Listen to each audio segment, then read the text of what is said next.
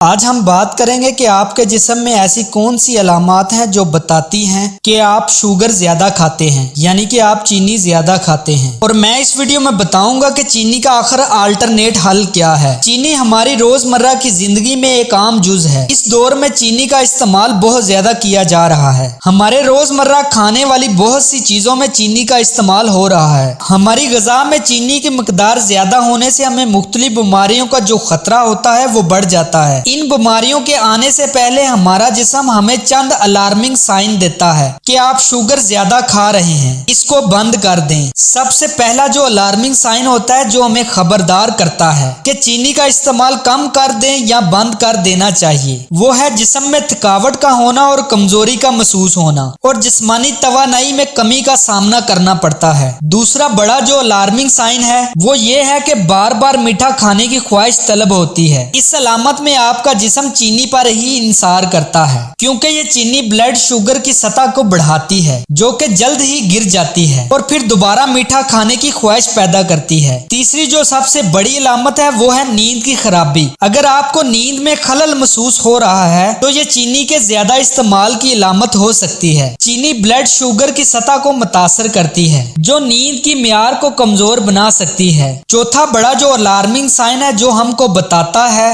کہ جسم میں چینی کی مقدار زیادہ ہو گئی ہے، اس کو کم کر دو یا اس کو بند کر دو، وہ ہے سر کا درد ہونا یا مائیگرین ہونا۔ اکثر لوگوں کا سوال ہوتا ہے کہ میرے سر میں درد ہو رہا ہے یا ہاف سر میں درد ہو رہا ہے، یہ بھی علامت زیادہ چینی کھانے سے ہو سکتی ہے۔ پانچواں بڑا الارمنگ جو سائن ہے وہ ہے بلڈ پریشر کا بڑھ جانا، کیونکہ چینی زیادہ کھانے سے انفلیمیشن بڑھ جاتی ہے۔ جب انفلیمیشن بڑھ جائے گی تو آپ کے بلڈ ویسلز میں کولیسٹرول ڈپوزٹ ہونا شروع ہو جائے گا۔ ایز اے رزلٹ آپ کا بلڈ پریشر زیادہ ہونا شروع ہو جائے گا۔ جب آپ بہت زیادہ شوگر کھاتے ہیں تو آپ کا پوٹاشیم اور میگنیشیم جو ہوتا ہے، شوگر ان کے لیولز کو ڈیکیڈ کر دیتی ہے، یعنی کہ اس کو کم کر دیتی ہے، جس کی وجہ سے بلڈ ویسلز میں سختی آ جاتی ہے اور آپ کا بلڈ پریشر زیادہ ہونے لگتا ہے۔ یہ میں نے آپ کو بہت سی خاص علامات بتائی ہیں۔ اس کے علاوہ اور بہت سی علامات ہیں جو چینی کھانے سے ہو سکتی ہیں، اس لیے یہ جو چینی ہے آپ اس کو بہت ہی کم کر دیں یا اس کو بند کر سکتے ہیں تو بہتر ہے۔ ہم اپنی روزمرہ زندگی میں مختلف طریقوں سے چینی کا استعمال کر رہے ہیں اور آپ کو یہ پتہ بھی نہیں چلتا کہ آپ بہت ساری شوگر دن بھر کھا لیتے ہیں۔ ریفائنڈ شوگر آپ کے کچن میں ڈبے میں بند کر کے رکھی ہوتی ہے۔ آپ کوئی بھی انرجی ڈرنک لیتے ہیں یا کوئی کولڈ ڈرنک لیتے ہیں یا سافٹ ڈرنک لیتے ہیں، یہ جو ساری کولڈ ڈرنک ہوتی ہے اس میں ہائی اماؤنٹ میں آرٹیفیشل شوگر ہوتی ہے۔ اگر آپ ایک گلاس یا 250 ml کولڈ ڈرنک استعمال کرتے ہیں تو اس کے اندر 8 سے 10 چائے کے چمچ چینی ہوتی ہے۔